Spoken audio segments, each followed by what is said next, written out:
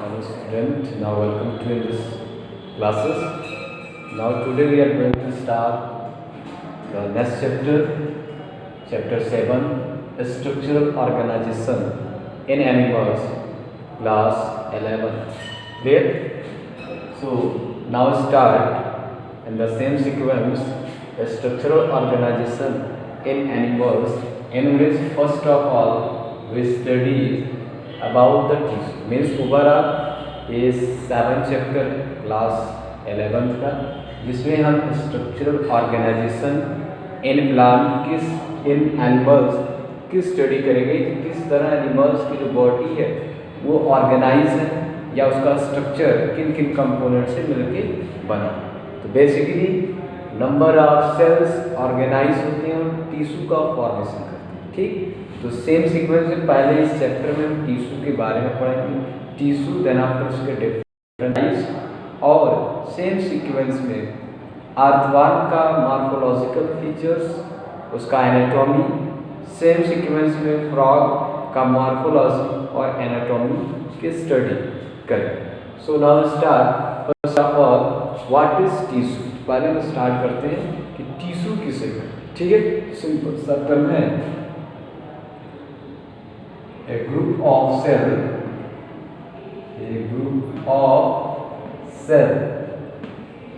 which have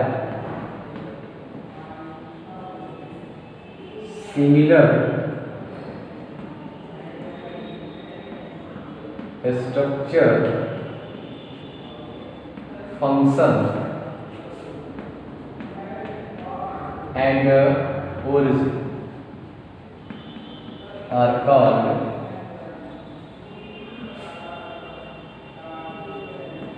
tissue. Tissue में generally group of sales होंगे, ऐसे ग्रुप ऑफ सेल्स जिसमें सारे सेल का स्ट्रक्चर एक जैसा हो, उनका एक कॉमन फंक्शन हो, उनका कॉमन स्ट्रक्चर और कॉमन ओरिजिन है कि मोड ऑफ फॉर्मेशन एक ही मेथड से वो जनरली बने, क्या कहलाता है? टिश्यू कहलाता है। इस चैप्टर में हम ओवरऑल पढ़ेंगे एनिमल टिश्यू के बारे में, यानी कि डिफरेंट एनिमल टिश्यू के बारे में पढ़ेंगे। एनिमल टिश्यू, लेकिन एनिमल्स जो बॉडी होगी वो डिफरेंट टाइप्स के टिश्यू से मिल करके बनी। लिखेंगे animal tissue are of following types.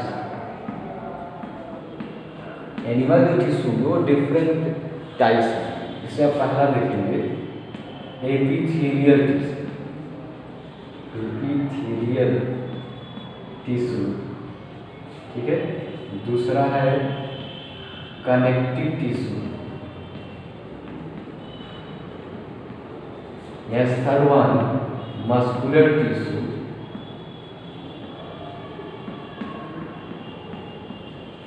और फोर्थ होगा लास्ट वन न्यूरल टिश्यू। यानी कि this type of tissue make a complete organ or part of human body और डिफरेंट एनिमल्स। मीन्स अलग अलग एनिमल्स के बॉडी पार्ट्स को ऑर्गेनाइज करने के लिए ये जनरली 4 तरह की टिश्यू बॉडी में पाए जाते हैं। तो पहले भी करके हम स्टडी करेंगे epithelial, then after connective, same sequence muscular और न्यूरल टिश्यू के बारे में। तो पहले पढ़ते हैं एपिथेलियल टिश्यू के बारे में, ठीक है। पहला है एपिथेलियल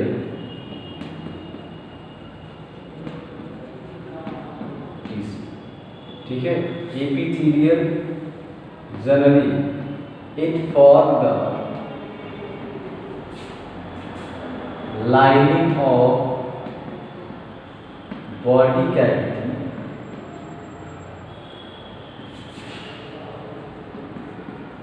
और स्किन सरफेस, यानी कि स्किन का सरफेस है या बॉडी जो इनर लाइनिंग की जो बॉडी कैविटी होती है उसको ये फॉर्म करते हैं इस तरह के टिश्यू। मीन्स इस तरह के टिश्यू होते हैं और लाइनिंग ऑफ बॉडी कैविटी को फॉर्म करते हैं, ठीक है। जैसे आगे के ब्लड वेसल्स है उसकी इनर लाइनिंग होगी वह इसी तरह के टिश्यू से मिलकर के बनी। नेक्स्ट में होंगे epithelial tissue. Epithelial tissue are of 2 types. ठीक है, एपिथेलियल टिश्यू 2 तरह, एक है सिंपल और दूसरा है कंपाउंड एपिथेलियम। सिंपल एपिथेलियम, दूसरा कंपाउंड एपिथेलियम। सिंपल एपिथेलियम और कंपाउंड एपिथेलियम। सिंपल पहले simple epithelium, simple epithelium means इस तरह के जो एपिथेलियम होंगे, देखेंगे this type of epithelium, this type of epithelium present in single layer। मतलब इसमें सिंगल लेयर में ही जब सेल आरएनए हो एपिथेलियल तो वो कहलाएगा सिंपल एपिथेलियम। और सिंपल एपिथेलियम मीन्स बेसिकली जब एक ही लेयर में number of epithelial cell arrange होंगे, जो एपिथेलियम बनेगा वो सिंपल एपिथेलियम कहलाएगा। सिंपल एपिथेलियम की भी कैटेगरी, ठीक है। नेक्स्ट पॉइंट होगा simple epithelium are of following types, means different types का ये, ठीक है। जिसमें आप पहला देखेंगे स्क्वामस, स्क्वामस एपिथेलियम। अब देखेंगे कि स्क्वामस एपिथेलियम है, ठीक है। It is made up of single layer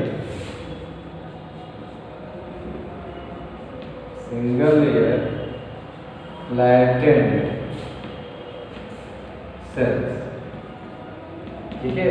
जैसे सिंगल लेयर में क्या होंगे, सेल एक लाइन में लगे होंगे और सेल का जो शेप होगा वो फ्लैटेंड, ठीक है। उसको कहेंगे स्क्वामस एपिथेलियम। नेक्स्ट वन आएगा जो एक स्क्वामस एपिथेलियम होगा। Squamous epithelium form the inner lining of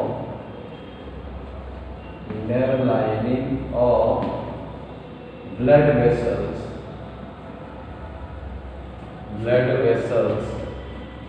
and alveoli, ठीक है। alveoli और ब्लड वेसल्स की जो इनर लाइनिंग है वहाँ पर ये जनरली पाए जाएंगे, या उसके इनर लेयर अब इनर लाइनिंग को बनाने का ये काम करते हैं। इनका बेसिक फंक्शन है squamous epithelium as a diffusive nature का होगा, means it allow gaseous exchange और डिफ्यूजन प्रोसेस। जैसा कि आप पढ़े हैं कि एल्वियोलाई से गैसेस ब्लड वेसल्स में जाते हैं और ब्लड वेसल्स से एल्वियोलाई में जाते हैं। तो ये ऐसा क्यों होगा, क्योंकि इसी तरह के एपिथेलियम उसके लाइनिंग को बनाते हैं, यानी कि उसकी जो लाइनिंग है, इस तरह का जो ये मेम्ब्रेन है वो इसी एपिथेलियम से बना हुआ, जिससे गैसेस को क्रॉस कर सके, इन और आउट हो सकते, ठीक है। ये इसका बेसिक वर्क है कि स्क्वामस एपिथेलियम क्या है और उसका फंक्शन क्या है, समझ आया। बाकी चलते हैं नेक्स्ट वन। इसके बाद देखेंगे स्क्वामस एपिथेलियम के बाद क्यूबॉइडल एपिथेलियम, दूसरा टाइप है वो क्या होगा, क्यूबॉइडल एपिथेलियम। क्यूबॉइडल एपी ये भी जनरली सिंगल लेयर में अरेंज है। सिंगल लेयर ऑफ सेल से मिलकर बनेंगे सेल्स और क्यूब से अंडर सिंगल लेयर ही होंगे क्यूब से। ये कहाँ पाए जाएंगे? It for inner lining of kidney tubules. Kidney tubules यानी कि नेफ्रॉन का जो ट्यूब्यूल्स है वहाँ पर ये पाया जाता है, वहाँ पर ये लेयर बनाने का काम करता है। अगला है it for absorption and secretion. और ये किसी मटेरियल को एब्जॉर्ब करेगा या किसी मटेरियल को सिक्रीट करेगा। ठीक है, ये हो जाएगा क्यूबॉइडल एपिथेलियम का फंक्शन। किडनी ट्यूब्यूल्स में पाया जाएगा, मटेरियल को एब्जॉर्ब और सिक्रीट करेगा। Third one columnar epithelium. अगला टाइप होगा एपिथेलियम टिश्यू का, तो क्या है? Columnar epithelium. इसमें देखेंगे सेल सिंगल लेयर होंगे, लेकिन जो सेल्स होंगे वो टॉल मीन्स पीलर लाइन। इसका मेन कैरेक्टर, सेल तो सिंगल लेयर होंगे बट सेल टॉल। ठीक है, लिखेंगे सेल्स और कॉलम और पीलर लाइन। सेल्स होंगे वो कॉलम से होंगे या पीलर लाइन। ठीक, दूसरा देखेंगे इसका न्यूक्लियस बेस्ड होता है। ये भी इसका एक characteristics means nucleus present at the base of cell. Cell के बेस पर देखेंगे आपको ये न्यूक्लियस क्या होगा? प्रेजेंट होगा। ठीक है, ये जनरली कहाँ पाया जाएगा? इट प्रेजेंट या it for in stomach and intestine. ठीक है, ये स्टोमक और इंटेस्टाइन के लाइनिंग को बनाने का काम। इसका एक फंक्शन क्या होगा? Function of columnar epithelium absorption and secretion. जैसे हम पढ़े हैं एब्जॉर्प्शन और सिक्रीशन। इस इंटेस्टाइन, जैसे इंटेस्टाइन में पढ़ेंगे डाइजेशन में अर्लियर क्लासेस में कि इंटेस्टाइन फूड मटेरियल को एब्जॉर्ब करता है और इंटेस्टाइन डाइजेस्टिव जूस को भी रिलीज करता है। इसी एपिथेलियम के द्वारा ही पॉसिबल। सेम आप पढ़े हैं कि स्टोमक एसिड को रिलीज करता है और फूड मटेरियल को आप वाटर या सिंपल शुगर या अल्कोहल को एब्जॉर्ब ही करते हैं। ये इसका फंक्शन इसी एपिथेलियम के कारण ही पॉसिबल है। ये जनरली आपको मैंने बताया 3 तरह के एपिथेलियम के बारे में, क्यूबॉइडल, कॉलमनर और इससे पहले स्क्वैमस एपिथेलियम के बारे में। नेक्स्ट वन आता है कि जब कॉलमनर एपिथेलियम ऊपर सीलिया प्रेजेंट है, यानी कि when columnar cell bear cilia then it called ciliated epithelium। ठीक है, इसमें कहेंगे ciliated epithelium। यहीं से लिखेंगे अगला point, when columnar epithelium bear cilia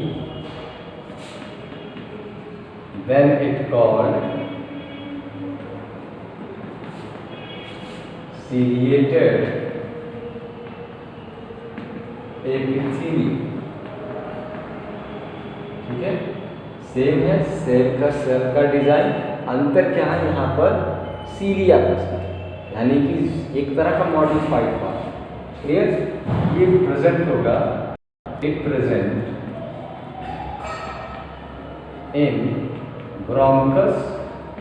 अब देखिए रिस्पायरेटरी ट्रैक्ट का एक पार्ट है ब्रोंकस एंड फाइलोपियन ट्यूब यानी ओविडक्ट में ये पाया जाएगा। इस तरह का एक वहाँ का जो इनर लाइनिंग है वो इसी तरह के एपिथेलियम से मिलकर बना। अगला आता है इसका फंक्शन क्या है, मीन्स कॉलुमिनर सीरिएटेड एपिथेलियम का क्या फंक्शन है, जनरली क्या है, help in the movement of particles and nucleus और पार्टिकल्स के मूवमेंट में ये सीरिएटेड एपिथेलियम जनरली हेल्प करता है जिस भी बॉडी पार्ट्स में पाया जाए। तो इसी से आप क्लियर हुई। तो आपको मैंने बताया कि सिंपल एपिथेलियम में squamous epithelium, cuboidal epithelium, columnar epithelium और उसी में आपको क्लियर किया मैंने सीरिएटेड एपिथेलियम। ठीक है, आगे के जो पार्ट है इसके जस्ट बाद हम लोग पढ़ेंगे अगले क्लास में और अगले वीडियो में उसको आपको अवेलेबल कराया जाएगा। ठीक है, so now thank you for today.